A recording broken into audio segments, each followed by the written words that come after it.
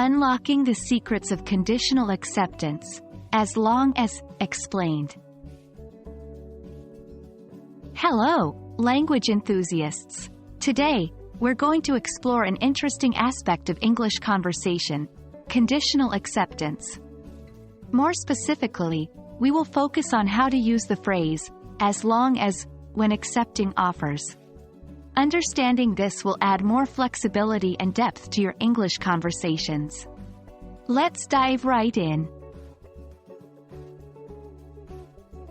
The phrase, as long as, is often used to express conditional acceptance. This means you are agreeing to something, but there are certain conditions that must be met. For instance, let's say a friend invites you to a movie. If you want to see the movie but you're busy until 7 p.m., you might say, I'd love to come, as long as we go after 7 p.m. You've accepted the invitation, but on the condition that the movie is after 7 p.m. Important. This phrase is about setting your own terms, so remember to use it appropriately. Here, we will look at some examples of how to use as long as in various contexts. 1. I'll go shopping with you, as long as we can stop by the bookstore. 2. I'm okay with eating out, as long as it's a vegetarian restaurant.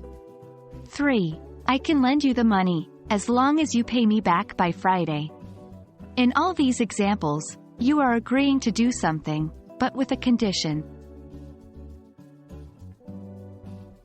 While using as long as, there are some common mistakes people make.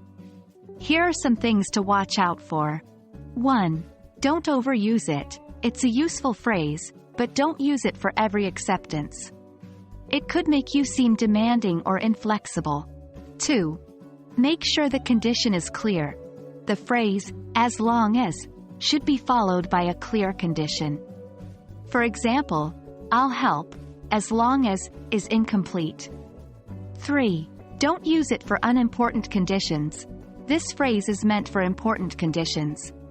If the condition is trivial or not very important, it may sound odd. And there you have it. You've now unlocked the secrets of using as long as when accepting offers in English.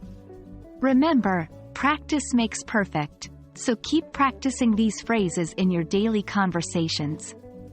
I hope this has been useful for you, and you now feel more confident in expressing conditional acceptance. Keep learning and keep growing. See you in the next video.